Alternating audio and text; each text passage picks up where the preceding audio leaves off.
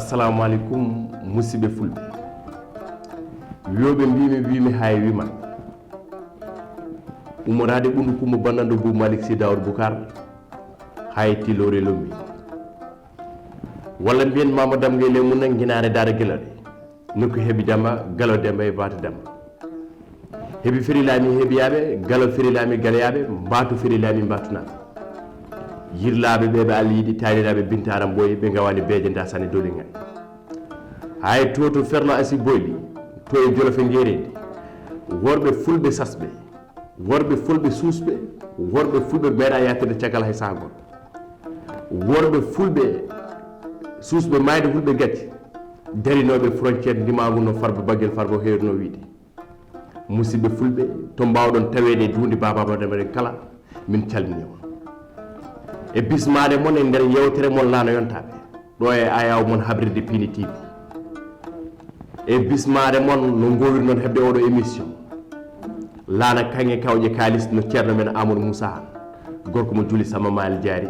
ko non tigo wiyen ki calmini Lana mon ko ganduda ko labolana kalman bu pene jegi gorko mo gerle bele lebam gerle sebe yalla bil sadan naaji damari kele kayum tigi hewno do wonde on dedo yewtere kal Lana duñi hande musibe fulbe en ngone hande 26 janvier 2021 kono kal ñale dawno nogasi joyi janvier de kal ñale dawno nogasi joyi janvier winde ne kala busbu Sénégal kala wala mbiyen toute la umma islamique mijoji ndutoto alwar mijoji ne nduto e ƴiƴe meje njoba adama e silman sire sama dembali muktar mijoji ndute on kodo subah jumhur Allah sara mijoji nduto njoba adama e ilman sire sama dembali muktar kam mbiyamo nanoy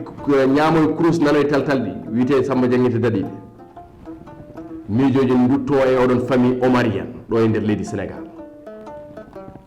hande Lana Yontabe jonni ko seednal selnaɓe woliyal waliyaɓe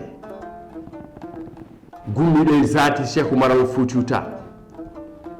mo Allah addi guinen ɓesgu Sénégal heeɓi yiide mo heeɓi yiide ɗiyam Cheikh Oumar o wiite ko Thierno Seydou Nourou Tall nde ganduɗa e koye ɗeɗon kitale saabu kala jangguɗo rewe école sénégalaise primaire sa wiyama Kanté disparu Cheikh Oumar mbita ko il a disparu mystérieusement dans les falaises de Bandiagara en 1864 tarikh non hokki en koye oɗon 1864 ganduɗa ko ngal jaalal o lumière ndun sallu diine are aduna woni Thierno Seydou Nourou Tall koye on mbaɗɗen wittoyani ko koye on gueɗe nen wadde déplacement nde wonno kala nogas joyi koye oɗon nogas joyi janvier urtino aduna howno ko hitande ujunere temedde jeenayyi capanɗe jeetati woni 1980 hanki waɗi duuɓi capannayyi goho ko on jiyaɗo Allah yaltuno aduna en keɓani fartange hawlude gurdam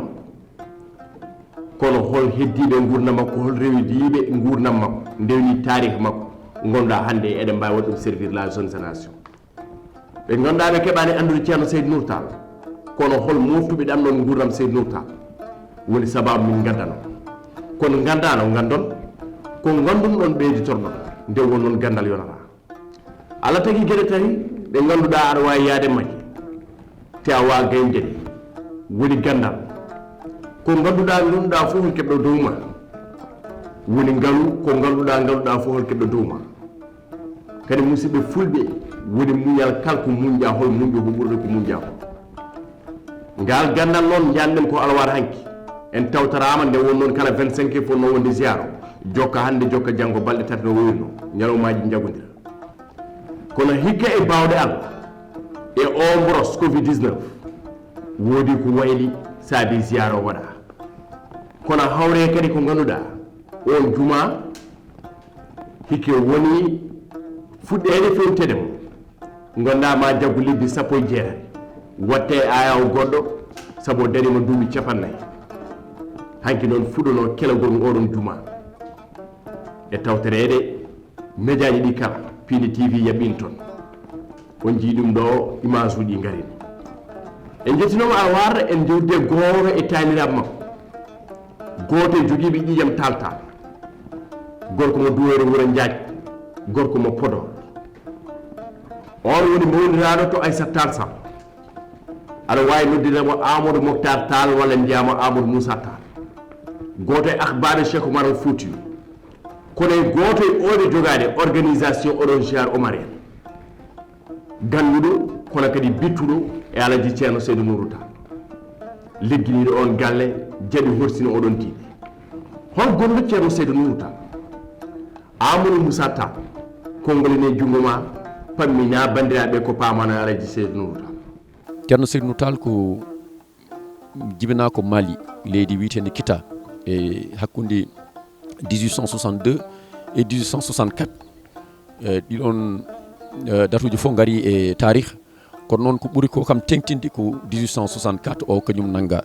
saabu 1980 no yaltinde aduna ene mbiyama wonde Thierno Seydou Nourou Tall yalti aduna ene yaari duuɓi 160 duuɓi 160 noon en 1980 sa hiisi ɗum tawata ko 1864 o jibina te kadi ko nden hitande ko Cheikh Oumar Foutiyou naate hayri Degembere Thierno Seydou Nourou Tall janggi banggueji kewɗi e gurdam mum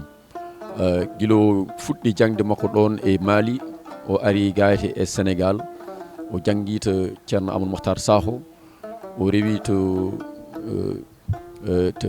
Mali bien sûr ko ɗon o fuɗɗiri kono ɗo kam e Sénégal kam o ɓuura andirede seeremɓe ko Amadou Mokhtar Sakho e Seydou El Hadji Malick Sy e Amadou Mokhtar Sakho to Bogué e Seydou El Hadji Malick Sy neɓe potti ɗo e Ndar histoire makko ene weeli ene heewi ko waɗi ceerno mawɗo ene heewi ko rendini kanko ceerno mawɗo ene heewi kadi ko waɗi e leydi Sénégal hakkude makko jotodiral makko e laamu Sénégal guila Sénégal woni indépendant walla boom e jotodiral makko e tukkoɓe haɗe Sénégal wonde indépendant saabu yimɓe fof ne gandi wonde ceerno mawɗo ene jotodirno so nani ceerno mawɗo noon ko ceerno Seydou Nourou Tall ceerno mawɗo ene jotodirno e laamu tubkoɓe wonnoɓe ɗo guila enen en jeeyantaw koye men ko ɓuri ko tengtinde e ɗum woni kala gouverneur général gonnoɗo ɗoyti e Sénégal ene jooɗi ɗo e Dakar e actuel palais présidentiel Alaji Seydou Nourou Tall jotodire ma moƴƴere walla jotodire ma ko ganduɗa ko ene nafanno leydi ndi saabu sono gandi walla sono ganda kono kam ene woodi en 1914 première guerre mondiale no waɗi nde ceerno Seydou Nourou Tall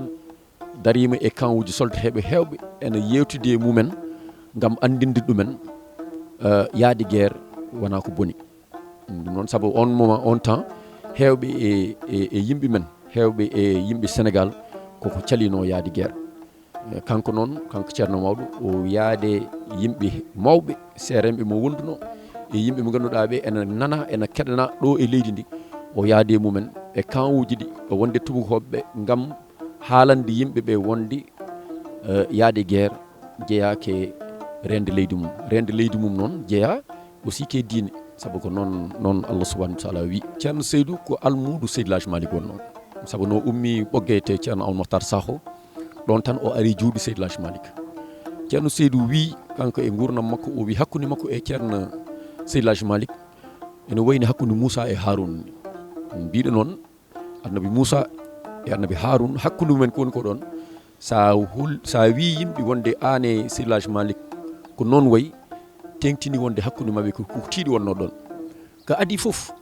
kene potani haalde saabu ene mawne men kadi ene pamɗiri haalde ɗum ceerno Seydou Nourou e tarikh o ƴetti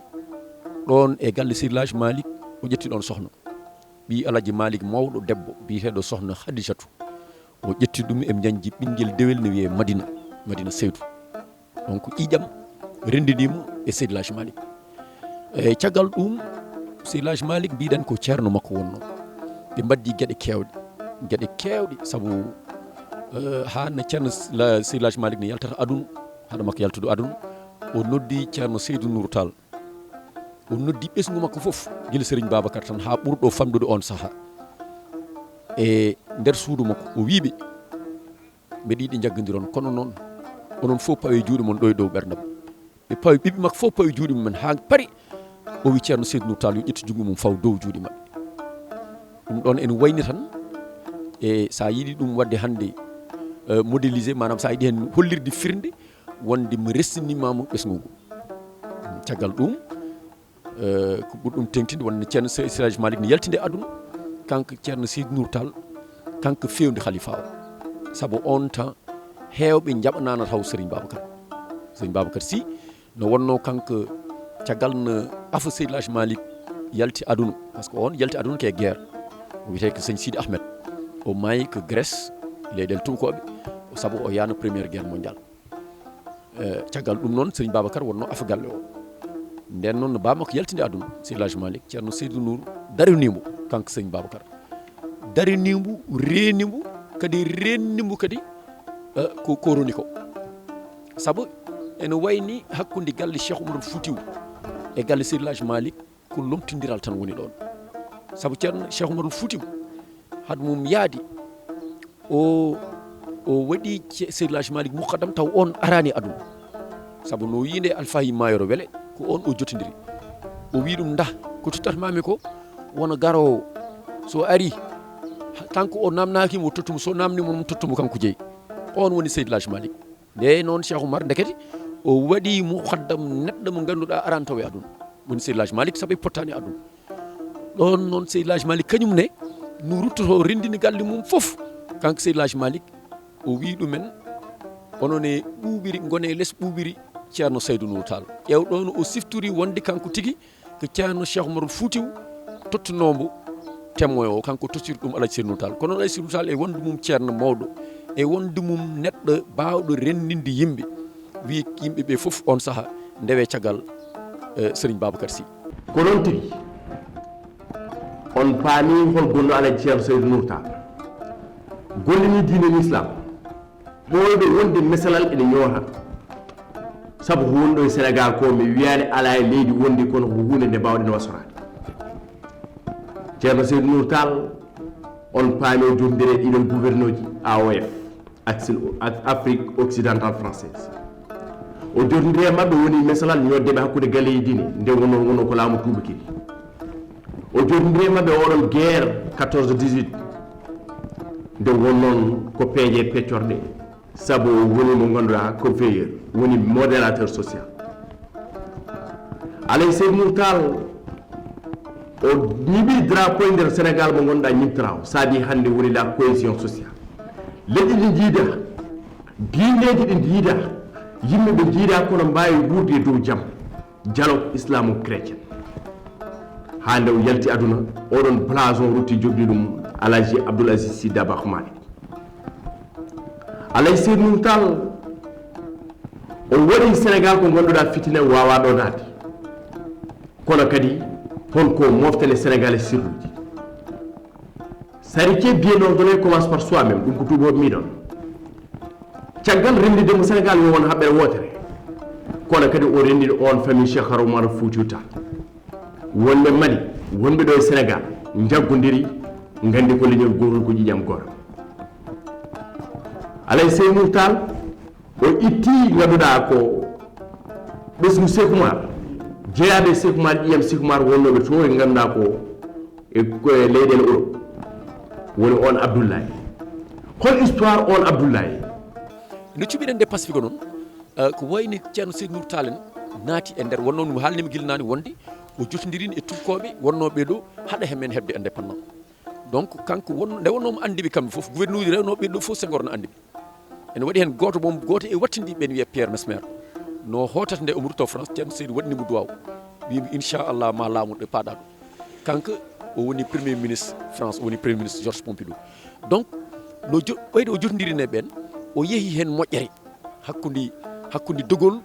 e les hommes politiques wonnoɓe on saaha ɗoyti e Sénégal ɗo e Dakar o yeehi hen moƴƴere ha keɓɗen indépendance men taw ƴiƴam rufani taw aussi hay débordement goto waɗani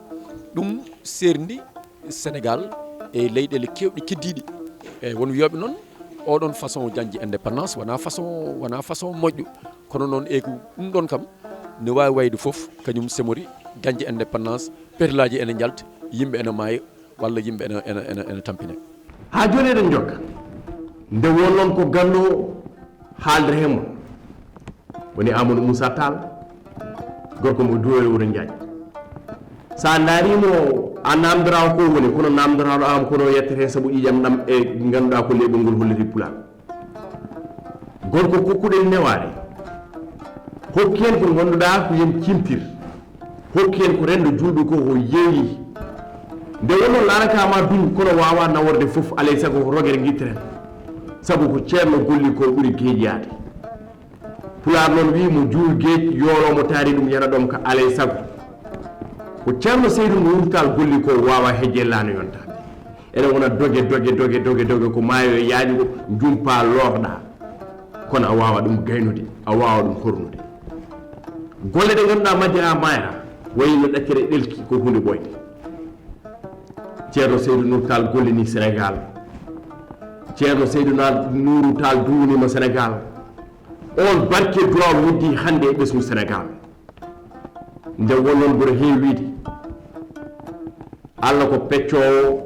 kono kadi Allah so jinginima so fuɓɓinima ya leewo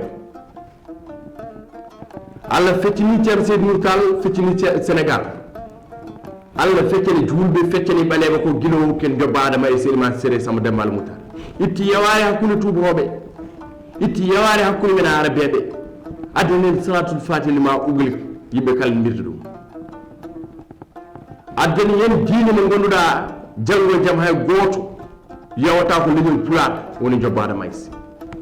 janggo so tawi fuutagui ne jogornade jeygol yata ko min itti indi mum kala watti ɗum indi fuuta kala woni alfuutiyu Taal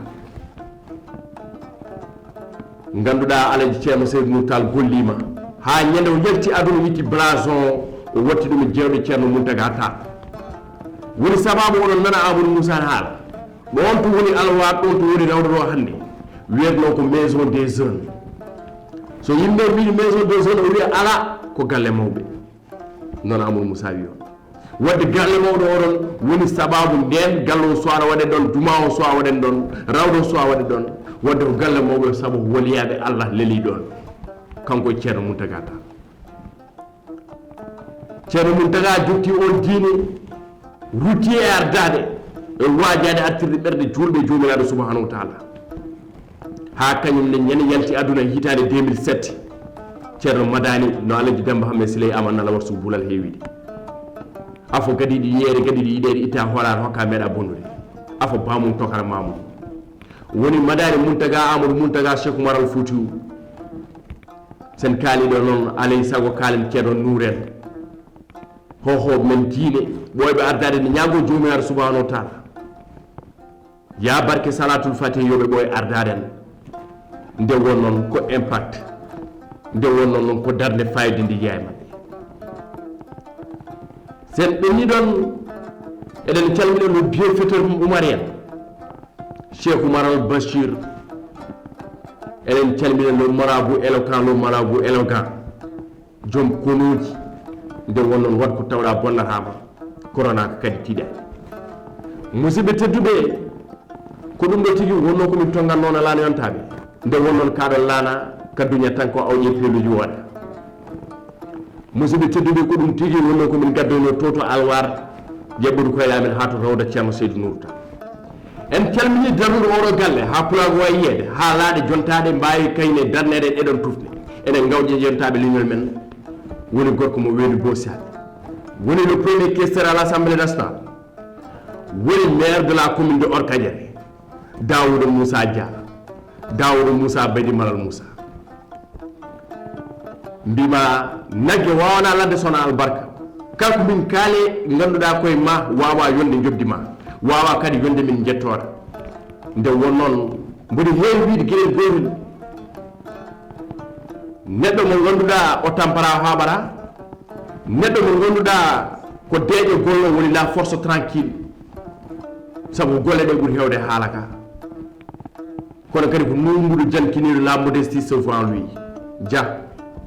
so teru fo royino heeñere wallahi naɓi sohlata dia so tawi kala pulagu ñemme ma wallahi ma won ko yiya ma won ko daña alhamdulillahi rabbil alamin min jetti Allah noon min jettima pularu kala e kuuɓal yettima pular kala e kuuɓal duwani mama mo dañi renda on so wasi hersara kono mo dañi renda on wawa wasa haɗum firto ja pullo jom welu bosiyaɓe monta e namdal en calmini Abou Diop Abou Samba Diop babiraɓe to men jinnaɓe to men kono kadi ceernajo to men golliniɗo pulaar golle joɗɗe ha joni kadi enen rutti hen ɗo Piindi TV e ayaw yongo liggotoɓe to télé to e radio to kala en calminiɓe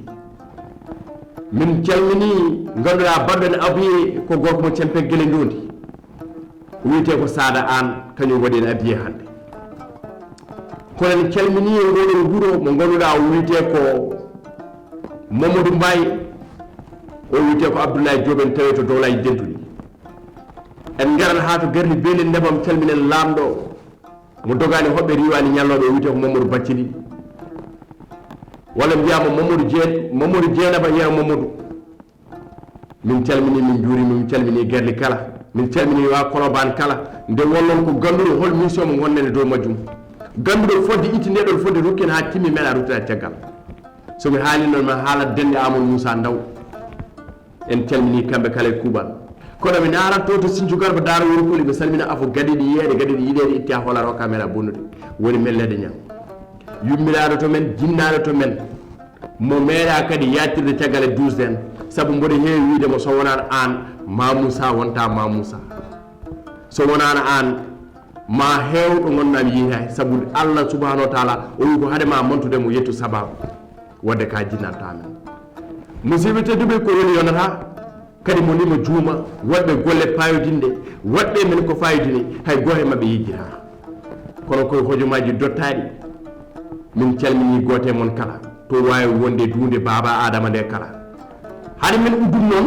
walla haade men waynude uddata oɗo émission hande ko gorko mo juli Samba Mayel Jeeri maayo Allah mala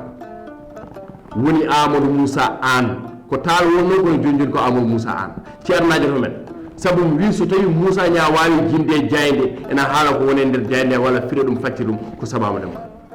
cimtol julminimo belgol bandol gandal no feewi faade Thierno Seydou Nour Tall ko kanko tigi Amadou Moussa waɗi kettoɗen mo ko ɗo tigi uddata Lana Yontabe yo Allah hokku en yiide saaha goɗɗo so haajude jomiraɗo subahanahu wa taala arno yewtide on ko Moussa Amnar Bayla Booli Abdoul Harouna Moussa Mamadou Koudy Babli Bohol Madi so wodi ko feewi hen paami koye jomiraɗo so wodi ko woni hen ko ɗum woni mission amen jarani ko ɗon wonde min ñaago Allah yo Allah hokku en yiidede saaha paama Allah jarama joni Amadou Moussa e timtol Thierno Seydou Nour Tall